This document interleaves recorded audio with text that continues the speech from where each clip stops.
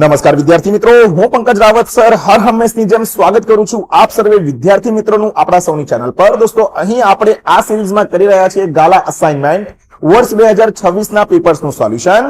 2 દિવસના વિરામ બાદ આજે આવી ગયો છું ત્રીજા દિવસે। અહીં થોડી તબિયત સારી થયા બાદ આપના માટે બીએ એટલે કે વાણિજ્ય વ્યવસ્થા અને સંચાલનના પેપર નંબર 6 એટલે કે અંતિમ પેપરના વિભાગ એ અને બી ના સોલ્યુશનને લઈને ફટાફટથી હર હંમેશની જેમ આ વિડીયોને લાઈક શેર કરીને બને રહેજો વિડીયોમાં સુધી, જેથી કરીને અત્રે સમજાવેલા એક મહત્વપૂર્ણ પ્રશ્નના સોલ્યુશનની અંદર આપ સર્વે વિદ્યાર્થી મિત્રોને ખ્યાલ આવી શકે।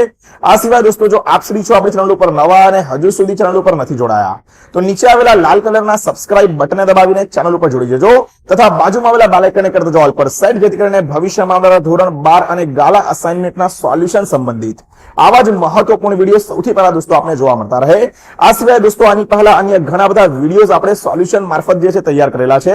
તમામ વિડીયોઝની લિંક્સ નીચે ડિસ્ક્રિપ્શન બોક્સમાં, કમેન્ટ બોક્સમાં કે પછી ઉપર આવેલા આઈ બટન દ્વારા જોવા મળી જશે, ત્યાંથી તે વિડીયોઝને અચૂકથી નિહાળજો।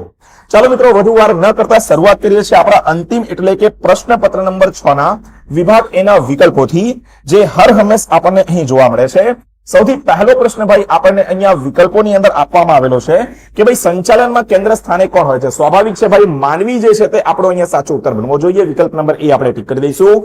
બીજું છે, કયા મનોવૈજ્ઞાનિકે હોર્થોન પ્રયોગ કર્યા હતા? ખૂબ ઇમ્પોર્ટન્ટ પ્રશ્ન છે, કારણ કે જૂન 25 ની બોર્ડ પરીક્ષાનો પ્રશ્ન છે। એલ્ટન મેયો, વિકલ્પ નંબર ડી ભાઈ આપણો સાચો જવાબ આપણે ટીક કરી દેવાનો છે। ત્રીજું છે અહીંયા જુલાઈ 22 અને જૂન 25 ની બોર્ડ પરીક્ષાનો પ્રશ્ન કે આયોજનનું કાર્ય એટલે શું? તો પસંદગીનું કાર્ય જે છે તેને આયોજનનું કાર્ય કહેવામાં આવે છે। ચોથું, જે એકમોમાં સમગ્ર સત્તા ઉચ્ચ સંચાલકો પાસે જ કેન્દ્રિત હોય તે કયા નામનો ઓળખવામાં આવે છે? માર્ચ 24 નો પ્રશ્ન છે, કેન્દ્રીકરણ। અને જો ઉચ્ચ સંચાલકો પાસેથી સત્તા નિમ્ન સંચાલકો અથવા અન્ય સંચાલકો પછી નીચા હોદ્દેદારો પાસે પહોંચાડવામાં આવે તો એને ભાઈ આપણે વિકેન્દ્રીકરણ કહીશું। પાંચમું, નીચેનામાંથી શું સોંપી શકાતું નથી? જૂન 24 નો પ્રશ્ન છે, કાર્ય જવાબદારી સત્તા સોંપી શકાય? ઉત્તરદાયિત્વ એટલે વિકલ્પ નંબર સી આપણો સાચો જવાબ બનશે, કારણ કે ઉત્તરદાયિત્વ જે છે તે આપણે અહીંયા સોંપી શકતા નથી। ચાલો ભાઈ, છઠ્ઠા નંબરના પ્રશ્નની આપણે જરા ચર્ચા કરી લઈએ। શું કીધું છઠ્ઠા નંબરના પ્રશ્નની અંદર કે ભરતીના કયા પ્રાપ્તિ સ્થાન દ્વારા સામાન્ય રીતે બિનકુશળ કામદારોને પૂરા પાડવામાં આવે છે? જૂન 24 નો પ્રશ્ન છે, ઠેકેદાર જે છે દોસ્તો તે આપણો અહીંયા સાચો જવાબ બની જવો જોઈએ। સાતમું, ઉમેદવારનો સ્વભાવ જાણવા કઈ કસોટી લેવાય? જૂન 25 નો પ્રશ્ન, મનોવૈજ્ઞાનિક કસોટી જવાબ આવે આપણો। 8, અભિપ્રેરણનો ખ્યાલ ભાઈ કેવો ખ્યાલ છે? મનોવૈજ્ઞાનિક ખ્યાલ કહેવામાં આવે છે અભિપ્રેરણના ખ્યાલને। 9મું, દોરવણીની જરૂર કઈ સપાટી હોય છે? ભાઈ દરેક સપાટી આપણને દોરવણી જે છે તે અહીંયા જોવી મળવી જરૂરી છે। 10, અંકુશ એ કેવી પ્રક્રિયા નથી? માર્ચ 22 જૂન 25 નો પ્રશ્ન, અંકુશ જડ પ્રક્રિયા ભાઈ બિલકુલ પણ નથી। 11, કયા સ્વરૂપના સ્થાપનાનો ખર્ચ સૌથી વધુ હોય છે? ભાઈ જોઈન્ટ સ્ટોક કંપનીની સ્થાપનાનો ખર્ચ સૌથી વધારે આપણને જોવા મળે છે, વિકલ્પ નંબર સી આપણો સાચો જવાબ બનશે। ચાલો 12મા નંબરનો પ્રશ્ન ભાઈ અહીંયા જોઈ લઈએ। શું કીધું છે 12મા નંબરના પ્રશ્નની અંદર? સંપત્તિના મહત્તમીકરણનો હેતુ બીજા કયા નામે ઓળખાય છે? માર્ચ 23 24 જુલાઈ 23 નો પ્રશ્ન છે, ચોખ્ખું વર્તમાન મૂલ્ય આપણો સાચો જવાબ બનવો જોઈએ। 13, જામીનગીરીઓના ખરીદ વેચાણમાં કેટલા પ્રકારના ઓર્ડર હોય છે? માર્ચ 24 નો પ્રશ્ન છે ભાઈ, તો 2 પ્રકારના ઓર્ડર આપણને અહીંયા જોવા મળે છે। આગળ દોસ્તો ચર્ચા કરીએ 14મા નંબરના વિકલ્પની, કોણે રાષ્ટ્રવ્યાપી સંપૂર્ણ સ્વયં સંચાલિત સ્ક્રીન આધારિત વેપાર પ્રથા દાખલ કરેલી છે? તો મુંબઈ શેર બજારે। 15, બજારીય સંચાલનના મુખ્ય કેટલા અભિગમો છે? જુલાઈ 23 નો પ્રશ્ન, 5 અભિગમો ભાઈ આપણને જોવા મળે છે। 16મો, બજારીય સંચાલનની કઈ વિભાવનામાં પેદાશની પ્રાપ્યતા અને કિંમત ઉપર ભાર મૂકવામાં આવે છે? તો પેદાશ વિભાવના એટલે વિકલ્પ નંબર બી આપણો સાચો જવાબ બનશે। 17, ભારતમાં નીચેનું જાહેર એકમ લોક અદાલત યોજે છે? તો ભારત સંચાર નિગમ લિમિટેડ એટલે કે BSNL આપણો સાચો જવાબ બની જશે ભાઈ। 18મું છે, જિલ્લા કક્ષાના ફોરમમાં કેટલા સભ્યો હોય છે? જૂન 25 ની બોર્ડ પરીક્ષાનો ભાઈ પ્રશ્ન છે, ઓછામાં ઓછા 3 સભ્યો આપણને જોવા મળે છે। 19, જાહેર હિતની અરજી કઈ કોર્ટમાં થઈ શકે છે? તો ભાઈ વિકલ્પ નંબર ડી સુપ્રીમ કોર્ટમાં। 20મો અને છેલ્લો વિકલ્પ, વિદેશી હુંડિયામણ માટે ભારતમાં હાલમાં કયો કાયદો અસ્તિત્વમાં છે? માર્ચ 24 નો પ્રશ્ન, ફોરેન એક્સચેન્જ મેનેજમેન્ટ એક્ટ આપણો સાચો જવાબ અહીંયા ફ્રીમાં જે છે બની જશે, વિકલ્પ નંબર ડી।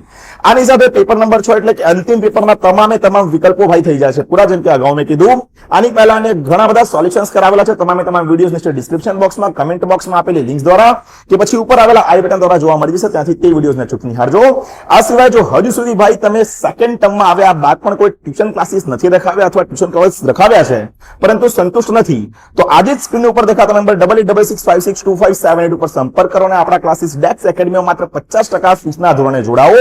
જો તમે અમદાવાદથી છો તો 1 અઠવાડિયાનો ફ્રી ડેમો લેક્ચર તો ભાઈ અહીંયા જોવા મળશે જ। ચાલો આગળ ચર્ચા કરીએ ભાઈ વિભાગ નંબર બી, એક વાક્યની અંદર ઉત્તર આપો વાળા પ્રશ્નોની। સૌથી પહેલામાં પહેલું 21 નંબરનો પ્રશ્ન ભાઈ, યંત્રોની ગોઠવણી અને સમારકામને લગતા કાર્યો કઈ સંચાલનની સપાટીએ થાય? તળ સપાટીએ થાય છે. 22 જુઓ અને આગળ વધવાનો સિદ્ધાંત ક્યારે અપનાવવામાં આવે? માર્ચ 23 જુલાઈ 23 ની બોર્ડ પરીક્ષાનો પ્રશ્ન.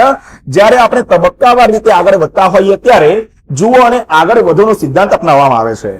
23 વ્યવસ્થા તંત્ર એટલે શું? સમાન ધ્યેય સિદ્ધ કરવા પ્રવૃત્ત થયેલી વ્યક્તિઓ વચ્ચે સત્તા અને જવાબદારીની વહેંચણી કરતું માળખું એટલે શું ભાઈ? તો કે ભાઈ વ્યવસ્થા તંત્ર.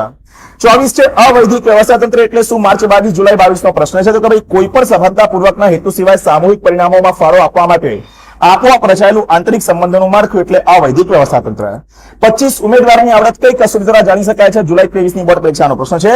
ધંધાકીય કસોટી દ્વારા તમે ઉમેદવારની આવડત જે છે તે ભાઈ અહીંયા જાણી શકો છો. આગળ દોસ્તો 26મા નંબરના પ્રશ્નની ચર્ચા કરી તેના પહેલા જણાવી દઉં અહીંયા કે હજુ સુધી જો આપણા ઇન્સ્ટાગ્રામ પેજીસ @DEX Academy અને પંકજ રાવત સરને ફોલો નથી કર્યા તો આજે જ ડિસ્ક્રિપ્શન બોક્સમાં જાઓ, બંને જ પેજીસની લિંક આપેલી છે તેની ઉપર ક્લિક કરો અથવા તો જાતે સર્ચ કરો DEX Academy કે પછી પંકજ રાવત સર. બંને પેજીસને ફોલો કરજો. ક્વિક અપડેટ્સ તો મળશે જ ભાઈ, પરંતુ સાથે સાથે મારી જોડે પર્સનલી વાર્તાલાપ જે છે તે પણ તમે કરી શકશો. આ ચેનલને સબસ્ક્રાઇબ ના કરી હોય ભાઈ તો જેવા તેવા ચેનલને સબસ્ક્રાઇબ કરો છો, ભણતરની ચેનલને સબસ્ક્રાઇબ નથી કરતા, સબસ્ક્રાઇબ ભાઈ અચૂકથી કરી દેજો. વિડીયો ગમી રહ્યો હોય તો ભાઈ લાઈક કરવાનું બિલકુલ પણ ના ભૂલતા. 26 છે આધુનિક માહિતી સંચારના સાધનો જણાવો. માર્ચ 24 નો પ્રશ્ન છે. મૌખિક અને લેખિત સંદેશાઓ, telephone, fax, internet, mobile phone, SMS વગેરે આધુનિક માહિતી સંચારના સાધનો છે. 27 સ્ટોક ચલંદર એટલે શું? કાચા માલનું તૈયાર માલમાં રૂપાંતર થયા બાદ તૈયાર માલનું કેટલા ઝડપથી વેચાણ થાય છે તેને સ્ટોક ચલંદર તરીકે ઓળખવામાં આવે છે. SEBI security exchange board of ઇન્ડિયાની મુખ્ય ઓફિસ ક્યાં આવેલી? જુલાઈ 23 નો પ્રશ્ન ભાઈ, મુંબઈમાં. 29 વેચાણ વૃદ્ધિ એટલે શું? જુલાઈ 22, 23, માર્ચ 24 ની બોર્ડ પરીક્ષાનો પ્રશ્ન છે. વેચાણ વૃદ્ધિ ટૂંકા ગાળાના એવા લાભો છે જે ગ્રાહકોને માલ કે સેવાની ખરીદી કરવા માટે પ્રોત્સાહિત કરે છે અને ગ્રાહકોને ત્વરિત અસર કરે છે. છેલ્લો અને 30મો પ્રશ્ન ભાઈ, આના બાદ તમામે તમામ પેપર નંબર 1 થી 6 બીજે વિષયના અહીંયા A અને B આપણા થઈ જાય છે પૂર્ણ. શું છે? જિલ્લા કક્ષાના ફરજના ચુકાદાથી સંતોષ ના હોય તો પક્ષકારે કેટલા દિવસમાં ક્યાં પુનર્વિચારણા માટે અરજી કરવી જોઈએ?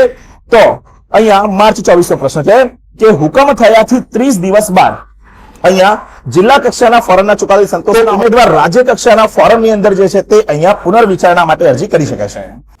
આ સિવાય અકાઉન્ટ, ઇકોનોમિક્સ, SPCC, સ્ટેટ વગેરે જેવા વિષયોના વિભાગ AB અને અન્ય ઘણા બધા વિભાગોના સોલ્યુશન્સ થઈ જાય છે પૂર્ણ.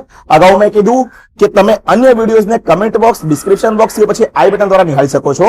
તે વિડીયોઝને નિહાળવાનું બિલકુલ પણ ના ભૂલતા.